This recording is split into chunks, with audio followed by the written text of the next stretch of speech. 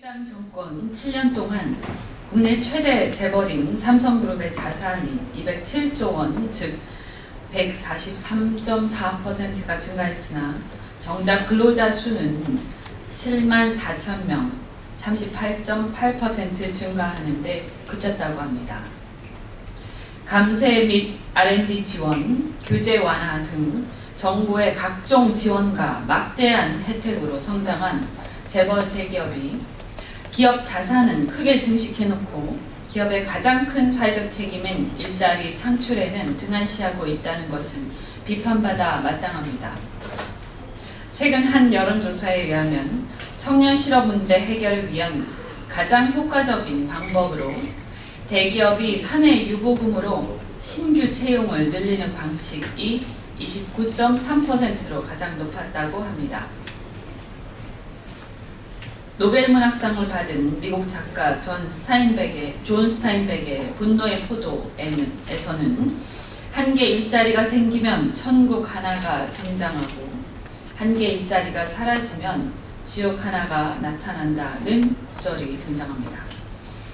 지금 대한민국의 청년들은 천국과 지옥의 갈림길에 놓여 있습니다. 삼성을 비롯한 재벌 대기업들은 좋은 일자리 창출, 비정규직 축소, 근로소득에 대한 분배 확대 등을 통해 기업의 성과가 근로자들에게도 돌아갈 수 있도록 적극적으로 나서야 할 것입니다. 방송통신심의위원회가 피해 당사자의 신청 없이도 인터넷 게시글의 명예훼손 여부에 대한 심의를 개시하고 삭제, 차단할 수 있도록 하는 내용의 정보통신에 관한 심의규정 개정안을 이번 예고할 예정이라고 합니다. 이 개정안의 핵심은 규정 제10조 2항의 명예훼손 등 타인의 권리 침해와 관련된 정보는 당사자 또는 그 대리인이 심의를 신청해야 심의를 개시한다는 규정을 삭제하겠다는 것으로 이 법이 통과되면 피해 당사자의 신청 없이도 제3자의 신청으로 또는 방심이 내부 판단에 따라 직권으로 게시물을 게시 또는 삭제할 수 있게 됩니다. 이번 심의규정 개정은 사회 비판의 대상이 될 수 있는 대통령 등 고위공직자, 권력자와 국가 권력기관에 대한 비판을 손쉽게 차단하기 위한 정치적 의도에 따른 수단임이 다분합니다. 작년 9월 16일 박근혜 대통령은 국무회의 석상에서 국민을 대표하는 대통령에 대한 모독적인 발언이 그 도를 넘고 있다며 법무부와 검찰에 대응을 주문한 바 있습니다. 따라서 이번 심의규정 강행은 대통령을 비판하고 정부와 여당을 질책하는 네티즌의 입에 재갈을 물리기 위한 것입니다.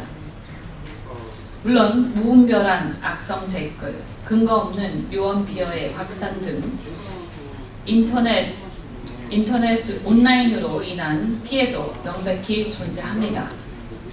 이에 개선 방안에 대한 고민은 반드시 필요하겠으나 대통령 말 한마디에 민주적 절차 없이 일방적으로 규정을 개정하는 것은 극단과 극단을 오가는 것일 뿐 전혀 바람직하지 않습니다.